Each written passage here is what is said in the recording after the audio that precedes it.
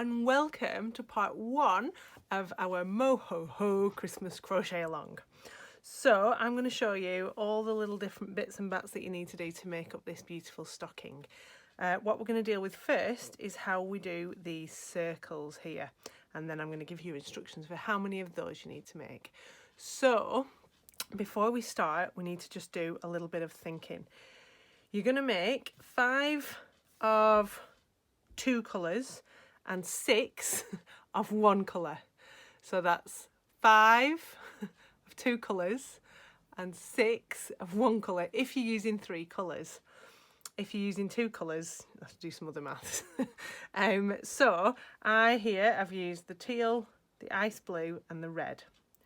So the stocking is exactly the same on the back as it is on the front. So if we look here, we've got a teal on that panel there and it's a teal on the back. So we can count how many we need of each one. So of the pale blue, of the ice blue, I've got 2, 4, 5, because that's folded in half. The teal, I've got 2, 4, 6. And the red, I've got 1, 2, 3, 4, and 5 under there. We'll deal with the little mutant toe later on. So before you do anything, then you need to just decide. If you can't decide, just make 6 of all of them and we'll deal with it after. Right, so let's get going. So we're going to start with our first little circle, and you want to make 15, no that's wrong, 16 of these. I'm terrible at maths already. So 5, 5 and 6 is 16, isn't it? Good. So it's 16 plus the toe. All right, so let's get going. So I'm using a 5mm hook. I have quite a tight tension. If you've got a looser tension, you might want to use a 4.5mm. What we're aiming to achieve is quite a tight tension so that it's not like a loose fabric. So I want it to be, you can see it's not, it's not gappy as a treble normally would be. It's quite a tight tension. Okay, so let's have a play. So I've got my, I'm using Stylecraft Special Chunky. This is the gold. This is for stocking number 2. So I'm using gold, cream, teal, and I'm doing the main body of it in navy blue. Right, exciting. So we start off like we would with any crochet pattern. We're going to start off with a nice slip knot. Pop that on there. Lovely. So we're going to do, it's just 2 rounds is this circle. It's nice and simple. You will fly through them. So we're not going to do a magic circle because I think they're fiddly and people don't like them. So instead we're going to do 3 chains. Now I'm going to do 3 chains, not 4, because again I want it to be quite a dense stitch, and I want our stitches, because they're going to be quite tight, I want them to be a bit smaller. So we're then going to do 11 more trebles into this first chain here that we made. If I just shall I try and zoom in a bit here? Oh, that was exciting, wasn't it? Right, so I'm going to do 11 more trebles. So this counts as my first treble here. I'm going to do 11 more treble crochets, UK terminology, into this first chain that I made. So that's wrap around through that first chain, hook it and pull it back through to the front, up your hook, wiggly wiggle, round and through 2, round and through 2. So that counts as 2. Same again, wrap, through, hook it and back, round and through 2, round and through 2.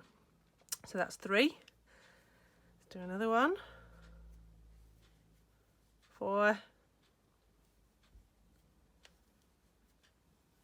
5. If you want to watch this a little bit slower, there is a button on YouTube that you can press to make it play at half speed or 75%.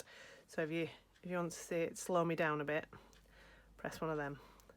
You can also turn the noise off if you want. Right, so I've now got, so when we're counting these, you want to, easiest way is to count the V's around the edge. So I've got 1, 2, 3, 4, 5, 6. So that's halfway there. 7, 8. Just keep squidging it round if they're getting too tight. 9, so give it a squidge like that. 9. 10, 11, definitely give your last one a squidge. If you don't squidge, you can just end up working over some of these stitches here and they disappear. And 12. Now I'm going to slip stitch into this bit up here, right? So that's my chain there, and I'm going to slip stitch into there, going through both of them, pull it through and pull it through. So that's me round 1, and I should have 12. 1, 2, 3, 4, 5, 6, 7, 8, 9, 10, 11, 12. Boom. So we then do 2 chains and we turn. Okay, when you turn, it's going to give you like a nice dimpled row inside it. So it is important to turn. So we're now going to do 2 stitches into each one of these, and we want to end up with 24 trebles. Okay, so there's my chain. So I'm going to do another one into the bottom down here. So that counts as my first 2. And then I'm going to do 2, exactly the same as we were doing before, trebles into each one of these all the way around. Okay. You'll find that you start rattling these off pretty quickly once you've got the hang of it. It is important though, after each round, I know it's not exciting and we don't like doing it, but just do a quick count. It can make life much easier when you come to join them together if everything's got the same number of stitches. 1 and 2.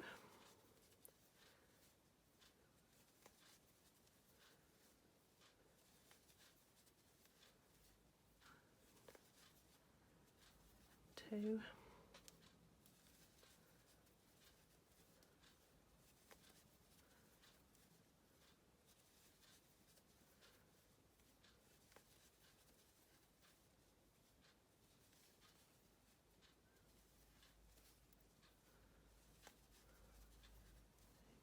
Be careful when you get to the end, because when we're slip stitching and working in rounds or joining our rows, we can often think, oh, there's an extra one there, I'll do 2 more in there. So that's why we do a count. So take your hook out, 2, 4, 6, 8, 10, 12, 14, 16, 18, 20, 22, 23, 24. Lovely. Right, now this next bit, if you've just joining up and you're doing normally as you would do, then carry on with that. I'm going to show you now how to do an invisible join. Ooh. So I'm not going to slip stitch into either of these 2 chains here. I'm going to slip stitch into the bars at the top of that first treble that I made there. So I'm going to do a slip stitch and pull it back and pull it through there. This is just a way of getting a circle with no join around the edge. Just find some scissors. Never find scissors when you need them, can you? I use my snipper. So I'll snip that off there. So I've done my slip stitch through the top of that first treble, and then I pull that all the way up there. Right then, so now we are ready to sew these ends in, and in your pattern it says use an invisible join. So an invisible join is just a way of sewing in your ends so that you don't get that kind of lumpy bit that we sometimes get on there. And when we're working in a circle, we need to sort of have it a bit more seamless, if you will forgive the pun. So what we're going to need is a yarn needle or a darning needle. These ones are amazing.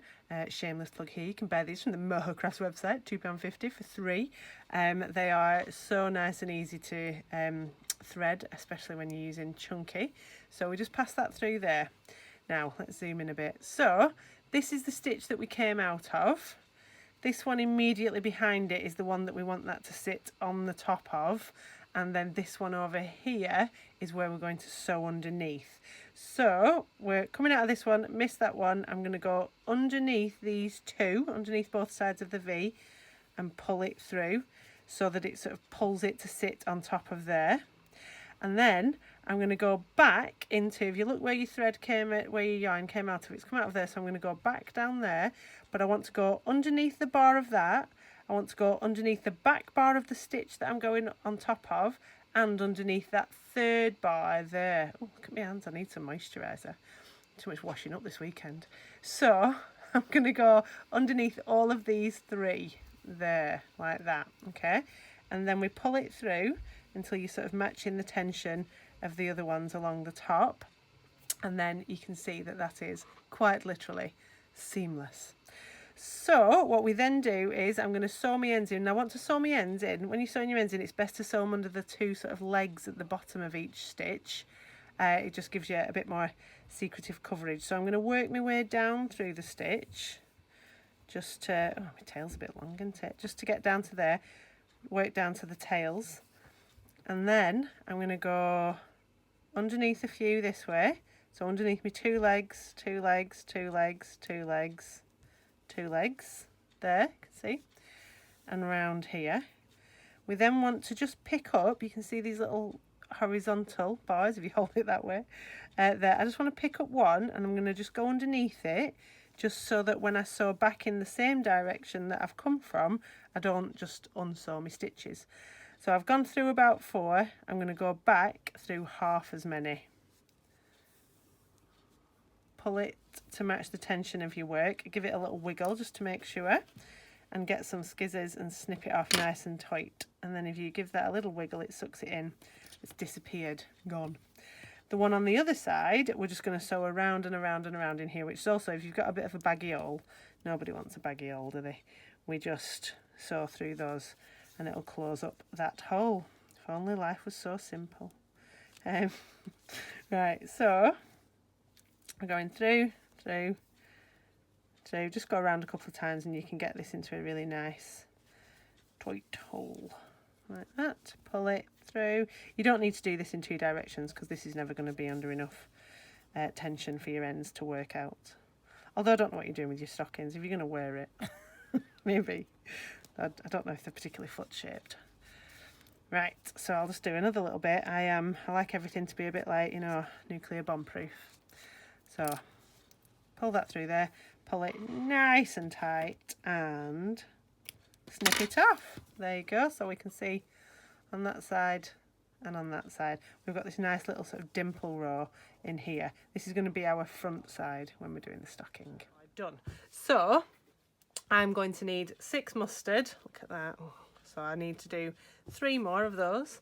I've got my 5 teal, like jellyfish, and I've got my 5 cream. Excuse me. So that's me pretty much when I've done these 3. That's me ready with all the circles. So I will leave you there with that, and then we'll come back to the next video where I show you how to add the hexagony bit around the edge and turn them into 16 hexagons. All right, give us a shout if you've got any questions. It's what the Facebook group is all about, and show us your progress. Right, see you soon. Bye bye.